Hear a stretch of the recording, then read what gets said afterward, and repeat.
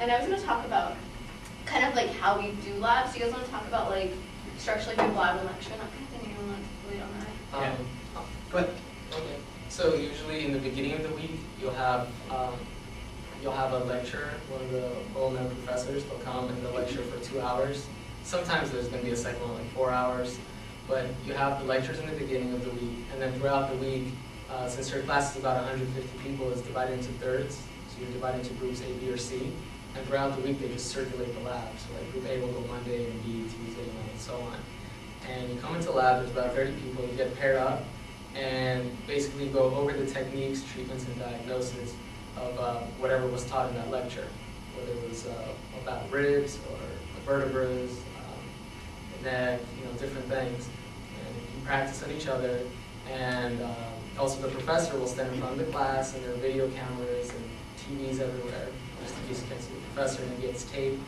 And you can see the professor will demonstrate how to diagnose, how to treat, when to use it, when not to use it. And then you practice on each other for a few minutes, then you move on to the next technique. And so every week, that's kind of the way it goes. And then after 4 or 5 weeks, you have the blocks, which is basically 3-4 days of just exams from all your different subdisciplines. And you get graded on your technique. You come in and pick out, on a bad you pick out, and it says, treat, rib, pain, and exhalation, dysfunction, or something. You'll know what that means. And then you treat it, and the professor stands there and he grades you, rechecks your findings and things like that. But that's pretty much it. And then throughout the week, you can come in and practice, as much as you want. The lab's always open. It's open till midnight, I think, every day except for Saturday. Saturday it's closed. Our labs are pretty good, actually. Yeah. We have a pretty high-tech lab and very, very good OMM professors. I think from our university, we have something that's like a mecca of osteopathic medicine conventions. What was it called? Convocation. Yeah. And our school goes there and represents ourselves, and we learn more techniques and everything. Usually a lot of what they say from the professors or from the doctors that have done this stuff for years, they're very impressed with what Touro does.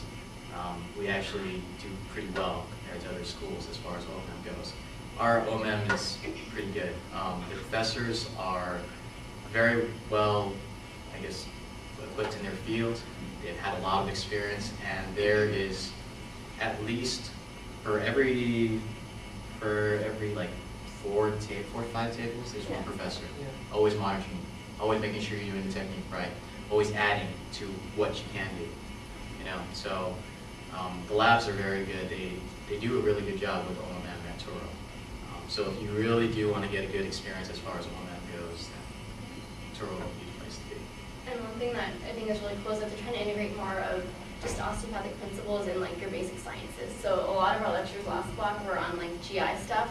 And like every lecture was like, we'd have osteopathic correlates, and they'd say, if they have this kind of a problem, this is what you can do, and they'd get like, DOs to help write the lectures. And I think that's amazing, to have that type of like open communication with other faculty members and try to like gain more knowledge and stuff. So I think that they're doing a really good job of integrating that this year. Yeah, they do.